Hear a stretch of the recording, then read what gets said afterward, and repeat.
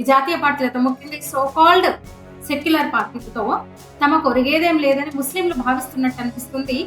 మహారాష్ట్ర నిన్న municipal corporation election ఫలితాలు చూస్తే నిజంగా ఆశ్చర్యకరం రిజల్ట్. అరే ఎన్సీపీ కన్నా ఎక్కువ చోట్ల గెలిచింది ఎంఐఎం. రెండో పెద్ద పార్టీగా అవతరించింది కొన్ని చోట్ల మజ్లిస్.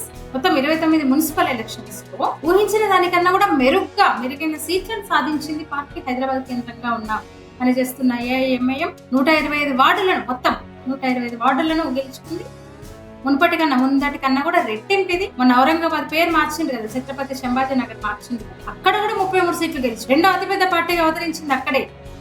అంటే పట్టణ కేంద్రాలకు కూడా వ్యాపించింది. ఒక మాలేగాంలోనే 21 సీట్లు గెలుచుకుంది. నాందేడులో 14, ధూలేలో 10, షోలాపూర్ లో 8, ఇక ముంబై కార్పొరేషన్ లో కూడా 8, అమరావతిలో 12, నాగ్పూర్ లో 7, థానేలో ముంబ్రాలో 5 చొప్పున. సమాజ్వాదీ పార్టీ, మహారాష్ట్ర నవనిర్మాణ సేన, శరద్ పవార్ నేతృత్వంలోని ఈ ఎన్సీపీ కంటే కూడా ముందంజలో ఉంది. వారిస్ పఠాన్ అదే అన్నాడు రిజల్ట్ వచ్చిన తర్వాత, ప్రజల్లో మార్పు వచ్చింది, ఇన్నేళ్లు మేము ఓటేసి గెలిపించిన పార్టీలు మాకేం చెయ్యరు, ఇంకా నిరాశలో ఉన్నారు వాళ్ళు, అందుకే అసదుద్దీన్ ఓవైసీ నేతృత్వంలోని మజ్లిస్ పార్టీ అయితేనే మాకు ఏమన్నా న్యాయం చేస్తుంది, మమ్మల్ని పట్టించుకుంటుంది, ఇది ఎంతైనా మా పార్టీ అన్నట్టుగా మద్దతు ఇచ్చారని పార్టీ అంటోంది, గట్టిగా చెప్తోంది. సమాజ్వాదీ పార్టీ అయితే అసలు ఎలాంటి ప్రభావం చూపలేకపోయింది, అన్నైనా అంచనా వేసింది పార్టీ వస్తే అని. అంటే ఎస్సీ ఎస్టీ ఓటు బ్యాంక్, ఎస్సీలతో పాటు ఎస్టీ ఓటు బ్యాంకు కూడా మజ్లిస్ వైపు మల్లుతోందన్నమాట పార్టీ.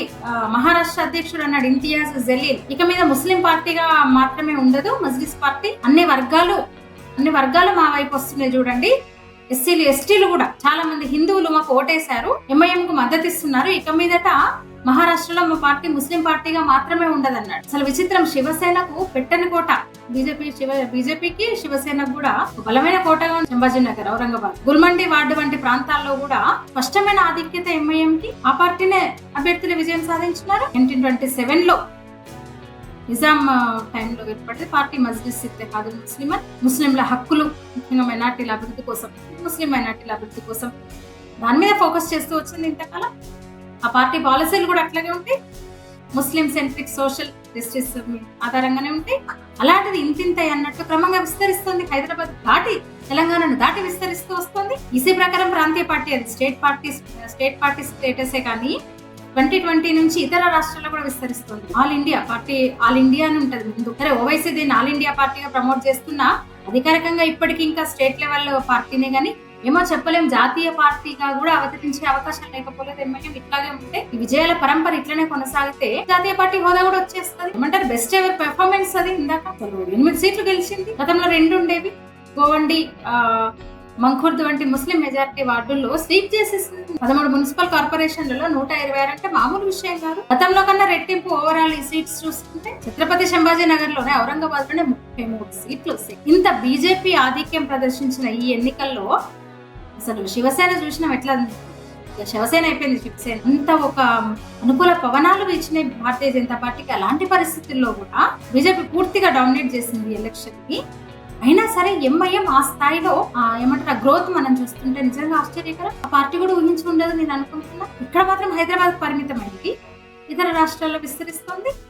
ఇక్కడ ఎంపీ, లోక్సభ ఎంపీ, అసెంబ్లీ సీట్లు ఉన్నాయి బానే, వాటి హెడ్ క్వార్టర్ కూడా ఇక్కడ ఓల్డ్ సీట్ లో. ఇంకా మహారాష్ట్రలో 2 అసెంబ్లీ సీట్లు కూడా ఉన్నాయి, ఔరంగాబాద్ అసెంబ్లీ వాళ్ళదే అనుకోండి. నాన్ ముస్లిం క్యాండిడేట్స్ కూడా నిలబెట్టింది. 6 హిందూ బౌద్ధులు కలిపి 6 గెలిచారు ఆ పార్టీ నుంచి. ఛత్రపతి సంభాజీ నగర్ లో హిందువులకు బౌద్ధులకు కూడా టికెట్ ఇచ్చింది. ముస్లిం మాత్రమే కాక హిందుత్వంలోని కొన్ని కులాలను టార్గెట్ చేస్తూ వస్తుంది, ఎస్సీ ఎస్టీలను ముఖ్యంగా. అంటే వాళ్ళ స్ట్రాటజీనే అది కదా, వాళ్ళ నినాదం ఉంది కదా, జై భీమ్ జై భీమ్. ఆ స్ట్రాటజీని అప్లై చేస్తున్నారు, సక్సెస్ అవుతున్నారు. హిందూ ఎస్సీలు బౌద్ధులు ఆ పార్టీ నుంచి గెలిచారు. ఇప్పుడు మరాఠ్వాడ రీజన్ లో, ముఖ్యంగా హైదరాబాద్ లో కూడా మొన్న జూబ్లీ హిల్స్ లో ఎమ్మెల్యేగా గెలిచిన నవీన్ యాదవ్ గతంలో అదే జూబ్లీ హిల్స్ నుంచి ఎంఐఎం అభ్యర్థిగా పోటీ చేశాడు. ఇట్లా హిందువులకు కూడా నాన్ ముస్లింస్ కూడా టికెట్ ఇస్తూ పార్టీ విస్తరిస్తోంది. పేరులో మజ్లిస్ ఇత్తెహాదుల్ ముస్లిం అని ఉన్నా సరే అదే చెప్పాడు మహారాష్ట్ర పార్టీ చీఫ్, అదే చెప్పాడు, ఇక నుంచి అది ముస్లిం పార్టీ కాదు అంటున్నాడు. బీహార్ లో కూడా చూస్తున్నాం, మొన్న 5 అసెంబ్లీ స్థానాలు గెలుచుకుంది. సీమాంచల్ రీజన్ లోనే 5 గెలుచుకున్నారు వాళ్ళు. ఉత్తరప్రదేశ్ లో ఎమ్మెల్యేస్ లేరు కానీ లోకల్ బాడీ ఎలక్షన్స్ లో కొన్ని సీట్లు గెలుచుకుంది ఎంఐఎం. ముస్లిం ఓటు బ్యాంకే టార్గెట్ చాలా చోట్ల, కానీ నాన్ ముస్లింస్ కూడా టికెట్లు ఇస్తూ గెలుచుకుంటూ వస్తుంది. ఢిల్లీలో కూడా సీట్స్ ఇచ్చింది. ఉత్తరాఖండ్, జార్ఖండ్ లో కూడా ప్రయత్నం చేస్తుంది అక్కడ బాగా వేయడానికి. అంటే ఏంటి సెక్యులర్ పార్టీలైనా కాంగ్రెస్, ఇప్పుడు ఇక్కడ చూస్తే కాంగ్రెస్, ఎస్పీ, బిఎస్పీ లాంటి పార్టీల పట్ల, అంటే సెక్యులర్ పార్టీలుగా చెప్పుకుంటూ వాళ్ళని వాడుకున్న కాంగ్రెస్ పట్ల చాలా అసంతృప్తిగా ఉన్నారు ముస్లిం. ఎస్పీ, బిఎస్పీ ఆ పార్టీలను కూడా నమ్మట్లేదు. అందులోంచి మళ్ళీ దళితులు, ఎస్సీ ఓట్స్ ఇటువైపు పూర్తిగా ఇప్పుడు మహారాష్ట్ర ఎలక్షన్ వరకు తాజా ఎన్నికల్లో చూస్తే ముస్లిం ఓటు బ్యాంకు గణనీయంగా షిఫ్ట్ అయిపోయింది. క్లియర్ గా కనిపిస్తున్న షిఫ్టింగ్. అంటే సెక్యులర్ పార్టీల నుంచి మూవ్ అయిపోతున్నారు ముస్లిమ్స్. ఇప్పుడు వచ్చే అసోం, వెస్ట్ బెంగాల్, తర్వాత వచ్చే తమిళనాడు ఎన్నికల్లో కూడా ఇదే ట్రెండ్ కొనసాగుతుందనే అంచనా అనమాట. అంటే ఒక రీజనల్ పార్టీ నుంచి ఎంఐఎం ఒక రీజనల్ పార్టీ స్థాయి నుంచి మల్టీ స్టేట్ ప్లేయర్ గా మారుతోంది క్రమంగా. సరే ఇప్పుడే జాతీయ పార్టీ స్టేటస్ ఇప్పుడే రాకపోవచ్చు, కానీ ఏమో ఈ ట్రెండ్ ఇదంతా చూస్తుంటే ఎక్కువ సమయం పట్టకపోవచ్చు అనిపిస్తుంది. ముంబై లాంటి నగరాల్లో దాని గ్రోత్ చూస్తుంటే సెక్యులర్ పార్టీల కూటములను, సెక్యులర్ పార్టీలను, ఆ కూటములను ఈ వాళ్ళ వ్యూహం వీక్ చేస్తారని చెప్పొచ్చు. డెవలప్మెంట్ విక్టరీ అన్నాడు అసదుద్దీన్ ఓవైసీ. డెవలప్మెంట్ విక్టరీ ఇది అని చెప్తున్నాడు. కానీ ముస్లిం ఓట్లు షిఫ్ట్ అయిపోతున్నాయి పూర్తిగా. ఎస్సీ ఎస్టీ ఓట్స్ కూడా మజ్లిస్ కు షిఫ్ట్ అవుతున్నాయి. మీరేమంటారు? ఈ వీడియో మీద మీ అభిప్రాయం తెలియజేయండి. లైక్ చేయండి, షేర్ చేయండి, ఛానల్ సబ్స్క్రైబ్ చేయండి.